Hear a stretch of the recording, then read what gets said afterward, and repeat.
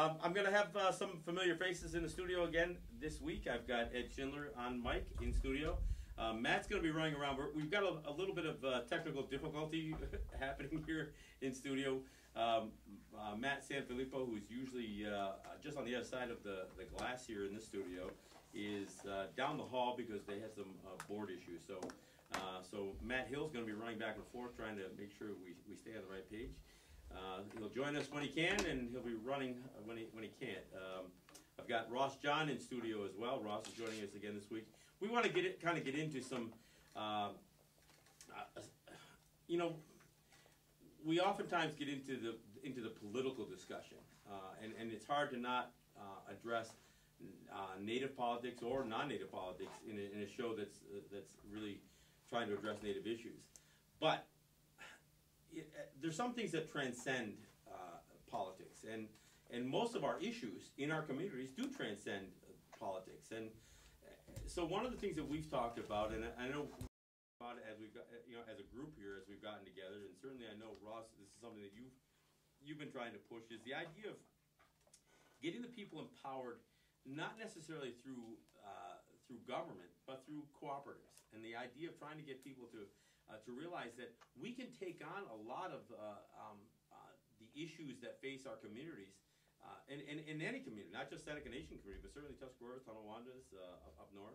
We can take on some of the issues that face our people by just forming our own community groups, our own community cooperatives. And I don't know if you want to talk a little bit on some of the things that you had in mind. I put together a list, but I would like to kind of go through some of these concepts and some of the things that we can do.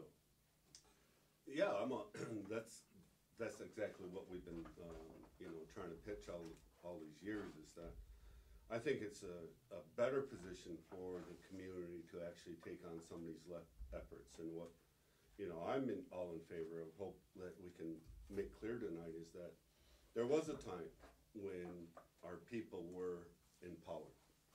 It was on that people in a community that had more than enough, or were in good health, or in sound mind, and those things were able to help provide and better circumstances for the whole.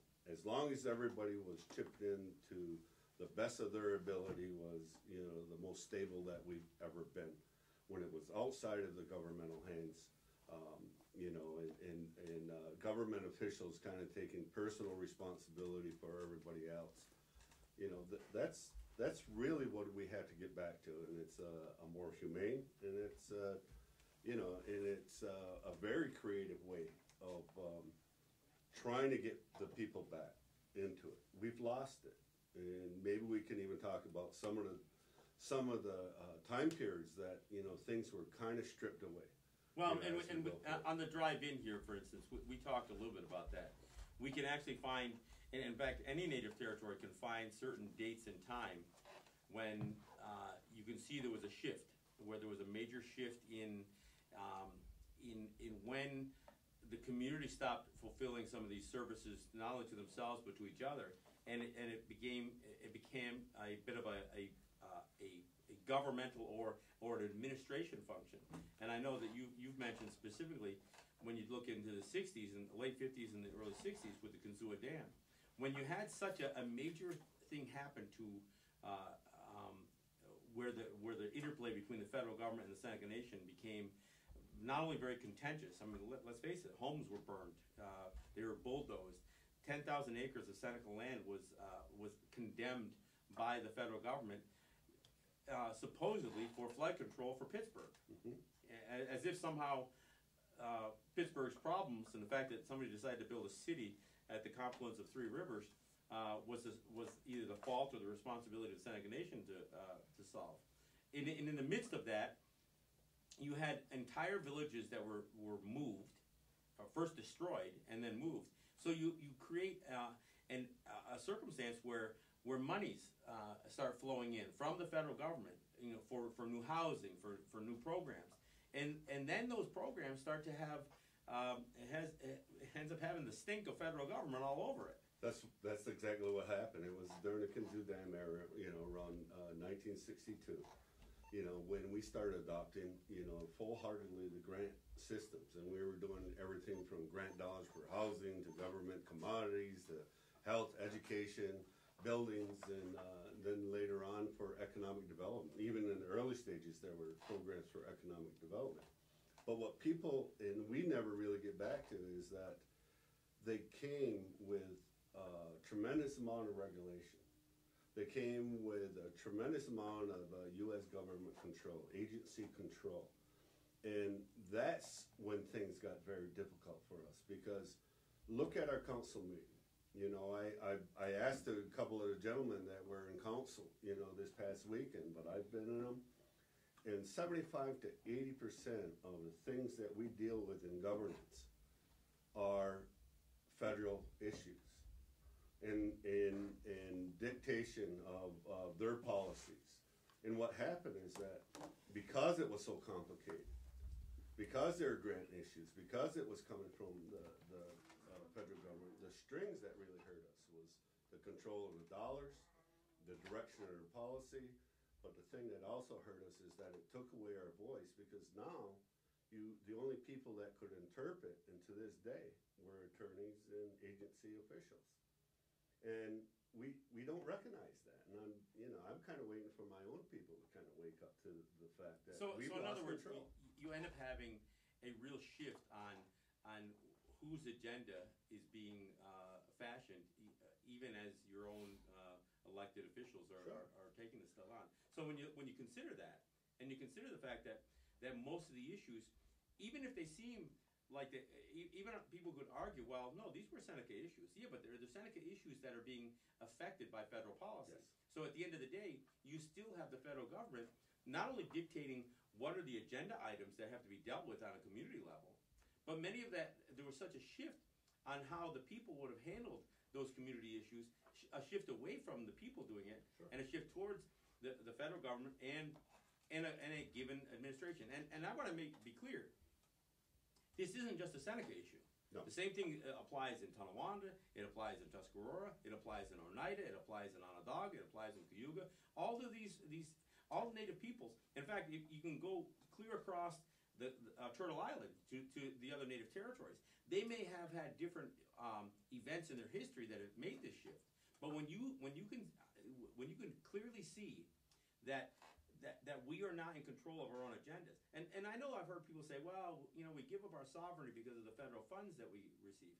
It's not the dollars. It's not even the dependency on those dollars that really is a measure of how sovereign we are. I mean, and I've said it before. You can look at all kinds of countries. Israel, for instance, gets billions of dollars from the federal government. South American countries, there's all kinds of countries all over the world that get lots of funding from the United States. It isn't the dollars; it is the bureaucracy and the control that comes with those dollars that is really the problem. I don't think that we have. You can't assume that our sovereignty has been diminished because of this, and even if we are letting the federal government dictate our agendas a little bit, when we talk about sovereignty, that is only given up when you make a clear and decisive forfeiture of your sovereignty, when you've accepted subjugation. And that's from a legal standpoint.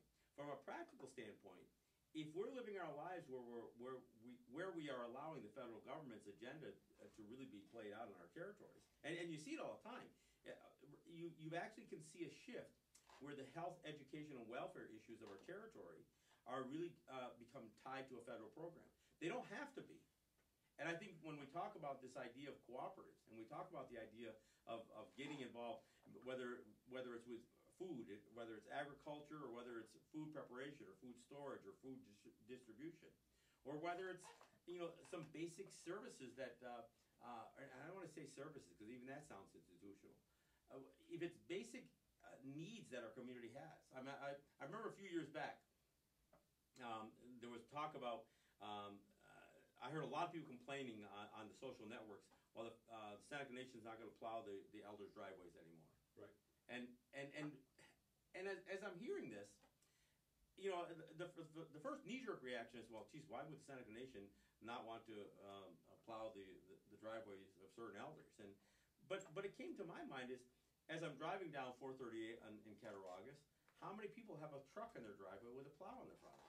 Is there really any excuse for anybody not to have a plowed driveway? And why is it the responsibility of the Seneca Nation to create this white elephant where they've got to have this many people on payroll specifically to plow driveways when every other driveway has a pickup truck in the driveway? Look, and kind of getting back to the era before the Kinzu Dam, and and I hope Ed will talk a little bit more about the education turnaround. It happened at the same time. Is that before that is when we had the farmers, where people were sustaining themselves either through farms, gardens. We had cattle, we had milk, cows, we had anything. There were people in our communities that had all that.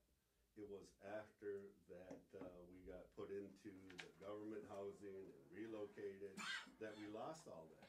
But what we lost with it was also more is that we lost the mentality. Of the homesteader, of the people that could do things for themselves, took care of themselves, took care of their neighbors. We lost the skill level of people being able to take care of their homes, their property, and also help out with the people around them. Well, sustainability was a need. So sustainability was, you didn't have the choice of government dependency. Sure. So when that, it wasn't just that choice got offered up. It actually got spoon-fed and almost shoved down the throats because, well, don't worry about the fact that that you're going to lose your farmland and you're going to lose this. Don't worry about that because we will have a program to make up that difference. And what you end up doing is having a major shift in where that dependency ends up being. Look, I'm going to try to be a little bit more punctual while staying on my 15-minute breaks because with a little bit of the technical difficulties we're having, I want to make sure that we make it easier for Matt who can't see us. So we're going to take a break right now, and we're going to be back.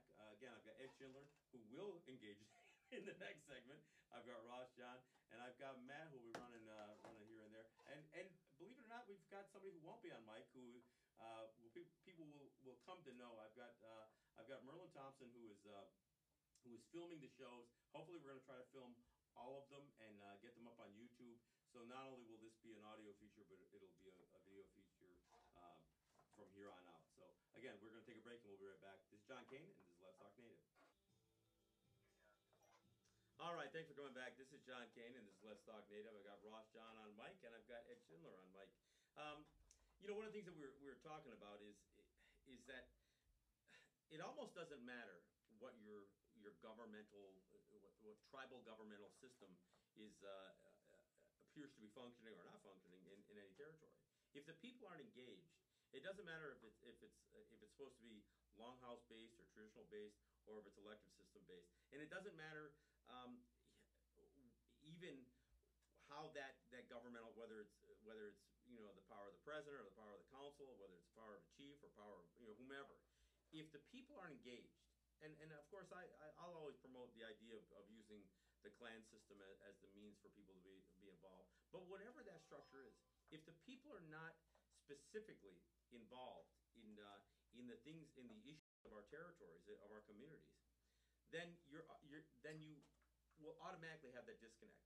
And we talked about in the first segment about historically the things that created the largest disconnect within the Seneca territory, for instance. And each community will have a similar story associated with a major event that took place, whether it was initiated by the state or the federal government. Clearly with the Seneca Nation, there was a period of time where there was a shift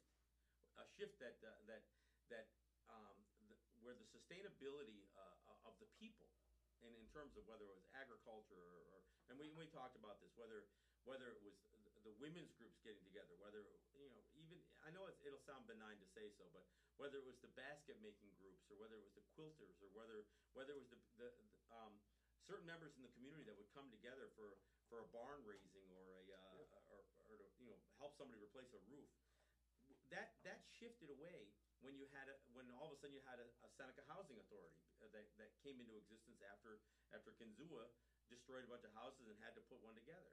But this is the kind of stuff that we're talking about. This is exactly what we're talking about. you know, there was a time when the completion of Kinzu Dam kind of brought about a swift and crippling blow to the inherent rights of the individual, and almost totally took it to the constitutional rights of the government. And what I wanted to try to make clear, because we get into these petty arguments within our territories, and I just want to make the point is that there was a time before that the community was still significantly involved. And we don't have to go back 300 years. You don't have to go back 300 years. And it was lost at that time. Even the simple things like recreation, and we were talking about, even the community swimming holes, and you know, the recreation and the teams, a lot of that was taken away because now it was taken to the government.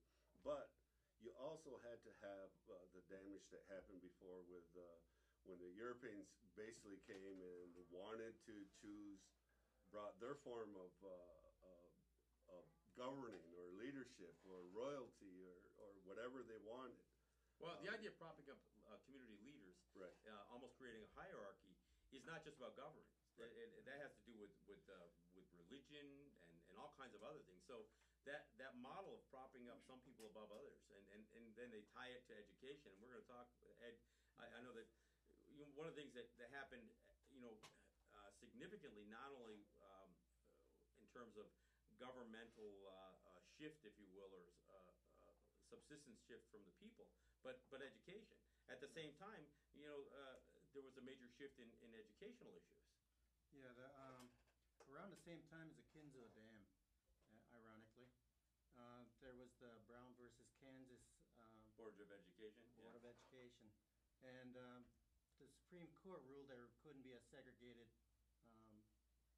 education system. And what that did was it shut down Thomas Indian School because there were only Indians there, and it sent us into the public school system. What that did was it really accelerated the assimilation of our people. I mean, because Thomas Indian School, as bad as that wasn't all of the population. There was only territory, there was a narrow segment of the population that went through there. As significant as that is, but once Brown versus the Board of Education took place, you're saying that all of the children all of a sudden were being indoctrinated at almost at an alarming rate. What basically happened was the community started giving away the children. And I say giving them away because no longer did they teach the children, no longer was there the interaction of literally generations of participants within the community. And that got broken down to where the community became very crippled. And I think one of the things that led to was the identity, what I label as the identity crisis, because there's so many people who no longer could comprehend what it was to be Seneca historically and culturally, and therefore the identity wasn't there. So when people look at what does identity do for a people, it creates a sense of belonging, and it creates a sense of purpose, so that people will understand, why do we do this, why do we do that. It's to be understood. And that's why I remember all these people who for nothing at all, they used to work with the kids, they used to work with each other. I remember when I was in high school, I researched the Great Depression, and I found out that it barely hit the reservation. The Cattaraugus territory and the Allegheny territory were two that I researched, and to them there was no depression. And that was the same for all the other native territories yeah, as well. Sure it was.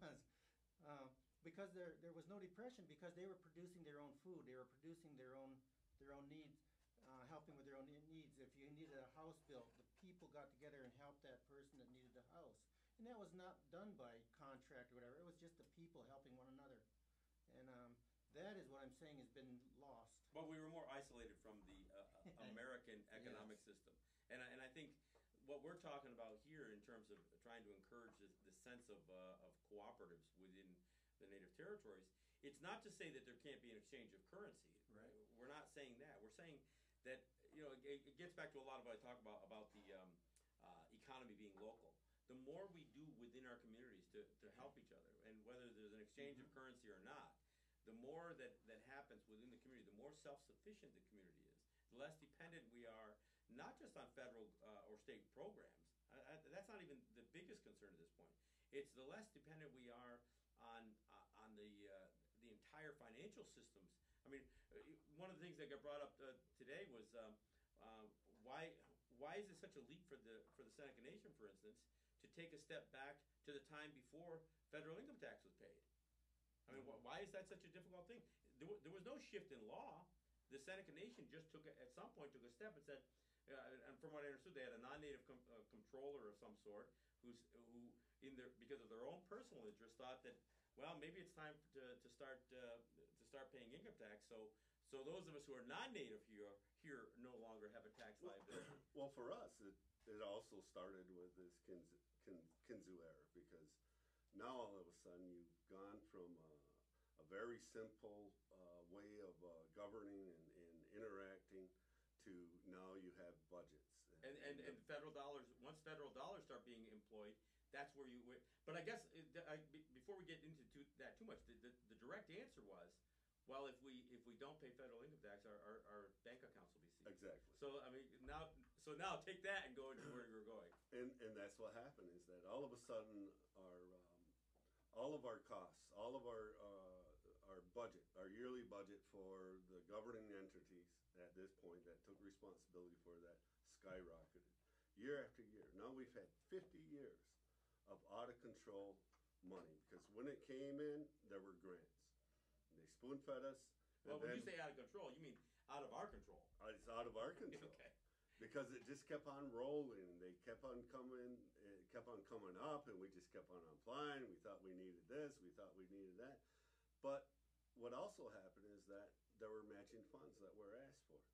So the more dollars, federal dollars that we brought in for whatever reason, the more money that we had to start making and put into that. And even the monies that came from our side of the ledger were still under federal control. Sure. We carry a very, people see it, think about it, and now you guys, they see you guys got gaming and all, and tobacco and fuel, and you guys got to be pretty healthy. And it's like, no, we our surplus is basically down to nothing because of the debt that we carry, and nobody wants to take that. Nobody seriously that I've seen that's run for office within our system for many years, and people that are stepping up will take any of that into consideration. Everybody that I've seen has only added to that. Well, and it's not even just the debt. It does come down to sometimes the question of control. I think about even at the smoke shop level. You're in the tobacco business. Sure. You have a couple of stores. There was a time where none of our stores relied on the outside for banking and for their outside financial services. Right. Now every one of them, and it's not just because of credit card processing and that kind of stuff. It became just the ease of paying for product and that kind of stuff. So now we're totally plugged into their financial systems, and that ends up being the area where people get scared to take on the federal government, because, well, I'm relying on this institution. I'm relying on the fact that my dollars from my enterprise are now being funneled through a financial institution that is totally beholding. If a federal judge orders an account seized, then it gets seized. This whole issue with the floor tax, something that I don't think people are really taking into consideration just how big a deal this is, because this ends up being a brand new tax. But the biggest thing that everybody's afraid of with this floor tax is that if I don't play ball with this new tax agency, the Alcohol, Tobacco, Trade and Tax Bureau, then I'm going to get my account seized, and we're talking about hundreds of thousands of dollars here. So this is the vulnerability that we have. It's not just about the debt that our people have. It's the fact that the federal government essentially can have almost unfettered access to our entire commerce. When we got into this, and myself personally as a business person, part of the intent was to, of course, provide for your family, but also find ways to give back to the community, give back to the community in ways that didn't have all those strings attached, where the community was involved again, because we've lost the community. You can't even really say that we have an active community effort, because everything comes from the government down, and it's all institutionalized through the Seneca Nation government. Yeah. So nobody has to put any effort into thinking about how we're going to work together and what we need to do to help prop one another up and pull away from that system of overregulation. And and we haven't gotten there. But I think but we have some examples that have worked. Well, I mean, and the examples, I mean, again, we can go to fairly recent history, but there's still examples of things that have begun to be employed again. And I think these are the things we got to talk about. But we're going to take a break here again. But I want to I want to stay on this thing. I want people to understand. Again, even the challenges of the private sector part of the economy in our territories, as it relates to trying to maintain a certain level of subsistence and sustainability. So we're going to talk about it after the break. Again, this is John Kane, Let's Talk Native. I got Ed Schindler and Ross John in studio. We'll be right back. Voice on the new voice, a new choice, KB 1520. Let's Talk Native host, John Kane. All right, thanks for coming back. This is John Kane. I'm in studio with Ed Schindler and Ross John.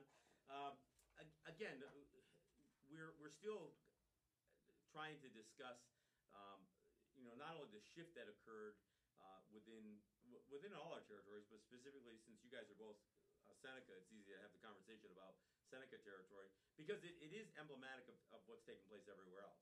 We have a circumstance where there's been a shift from our communities being more sustainable in terms of the community being a part of all aspects of our lives, to now it being a shift towards the Seneca Nation government. And I think you've asked the question, Ross, before that, for any of these guys who are running in this election, for instance, what are they going to do different? What's anybody going to do different than either the previous administration? Some of these guys have been in politics for a while. What are they planning in terms of trying to incorporate a shift that will empower the people again? Look, I have really nothing against. I will support one side, but I have nothing against really any of the people that have run. Only the thing that you just stated is that I don't hear anybody talking about fixing the things that are really broke. People are talking about, well, we're just gonna, we're gonna work harder and trust us, we're better people, and it's like, I've seen all kinds of people fail at bringing the community back and empowering the people that need to be empowered, and not just the government. There was a time when the amount of respect that a person was granted was by the amount that they were willing and able to give. Yeah, it wasn't about who had the most riches, right, or who had the authority. Or it wasn't about bestowing that authority on a certain individual. Right. It was more geared towards what was a person prepared to do for the community. Right. And again, if all that burden is shifted towards tribal government, then that alone strips the people. But you have to have something in order to give something. And that kind of gets back to what we were talking about before the break is, my dilemma as an entrepreneur, so to speak, or a business person is that we haven't really developed the mechanisms. We've tried on, how we can help provide for the communities. Well, I mean, and a perfect example of that is there was almost a concession even amongst business people at some point that they conceded to the Seneca Nation government with the laws that exist through their import-export, their IEC laws, right, that in order that the way that the business community would give back to the community at large was going to be through a tax. The very thing that we're fighting the state and the federal government about all the time, which is taxation, there ends up being this huge concession where they're going to allow the Seneca Nation to impose a tax on business, and only on gas and cigarettes, primarily cigarettes. So they're only going to target that segment of the economy within the Seneca Nation territory to create a revenue that no longer do the business people have any role in saying, well, this is how I want to give back. Sure. Instead, that gets stripped away from them. But what we did, and I was against that. I might have been one of the only people that was dead set against it, because I thought we could organize ourselves again as a business community group to do it better without the tax. Why? Because I get tickled when I hear of all these politicians, native and non-native, get to use a tax dollar and stand out there and claim, I did this, I did that. Yeah, look what I did. Look what I did. And I mean, it's look at like, the Seneca you Nation. didn't have to put any sweat into this. Think about the Seneca Nation government. It's not just the revenue that they're pulling from, from the private sector. Sure. But with their golden goose of a casino, there will be these politicians that'll take credit for what they were able to do with Seneca resources, Right. as if they did it themselves. But think about it. These people are at least three times removed from the effort, of the humanity of somebody giving directly, somebody, coming from the community and having a face-to-face relationship or a direct relationship with their efforts, whether it's dollars, whether it's equipment, whether it's just goodwill, just propping people up. That's what a community is made of, and that's the humanity that we're talking about. I remember a time when, again, before 50 years ago, my grandparents were still around, and they thought that the U.S. system of community was backwards. And it took these changes, all of a sudden we've kind of embraced it. And I still look back at them and said, I see it more clearly than I ever did. Mm-hmm. Is that it is backwards. It takes the human element out of it. It empowers people that are so far removed, and you have to have a pretty big ego to stand up there and say, look what I did from you, basically taking a tax from somebody else. Now, Ed, you were at council this weekend? Yeah, yesterday it was Well, council. I mean, because one of the things that I guess to give an example of what you were talking about earlier, Ross, is that if you want to go through which agenda items are being dictated by outside government, let's talk about some of the things that were talked about in council. From what I understand, federal taxes. Federal taxes, state taxes. They don't even discuss the IEC anymore. They just assume that it's going to be enforced. Did they talk about casino holdback some more? Does that get thrown up again? Arbitration? That they didn't talk about, but it is there. Some people from the audience wanted to talk about it, but it wasn't on the agenda. So They every one of wouldn't these discuss things that gets talked about is has to be on the agenda. well, but how many of the things that got talked about were really Seneca issues and versus issues that were being forced by the outside? Now, I'd have to count maybe 4 at the most. And we're talking about 25 or something. So out of 25 agenda items, you're saying only 4 of them were really Seneca based. Most of them were really being geared towards, the items were really being forced by the outside. One Seneca item was who could vote, and that got started because of a list of people who allegedly couldn't vote, and they said that a person who was convicted of a felony couldn't vote, and there was argument about that, and what's a felony, and all that stuff, and what if someone served their time and all that stuff. And I got up and said, wait a minute, in the Constitution it says anyone convicted of a felony can't vote. Then that means there's no one who can't vote. So there you go. There's no criminal court in the Seneca Nation. You've got an outside. You're going to use. There obviously is an interest in using state or federal laws or convictions in state law to dictate who can vote in a Seneca election. Right, but the Constitution doesn't say New York felony. It doesn't say a U.S. felony. It says convicted of a felony. Now we're talking about a Seneca Nation Constitution. It's not based upon the state of New York. It's not based upon in the United States. In fact, if it is, they should be stating that. They don't state that in any part of the Constitution. And this is never done before. Nobody's ever tried to use the judicial system and the findings of a judicial system in the state or federal government to dictate who can and can't vote in Seneca elections. It's written in Part 10 of the Seneca Nation Constitution. It's just that their interpretation of a felony placed it into the hands of New York State. And that was the argument of, well, why does New York State get to dictate who gets to vote in our elections? Well, I mean, and this gets right back to what you were talking about, Ross. I mean, at the end of the day, we find ourselves where every agenda item that gets talked about in tribal governments ends up being based on some sort of outside influence, rather than just dealing with really key and important Seneca life issues, where we get lulled into the sense of using the outside, either their agenda items or their laws or their bureaucracy to dictate what's going to happen on our own territories. Sure. Something simple, like in is a canning project, just trying to pull people together.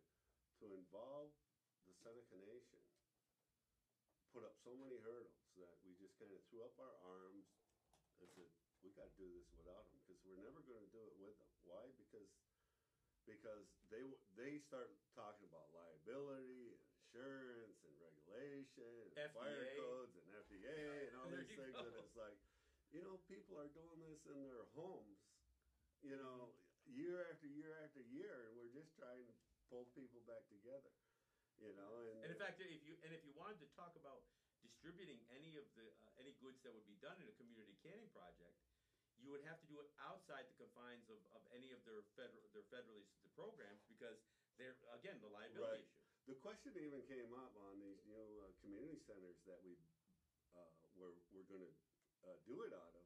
Somebody even brought up the fact that, well, those were federal bonds, or this came from a bond market, and So they were talking about the financing The financing. of the institute or of the facility in the first place, whether they could do something that was community based that did not meet some sort of federal litmus test. that's how crazy. Right. Wow. Yes. Well, and again, talk about the community centers. When you talked about earlier, when you were referring to just how engaged our people were with our children.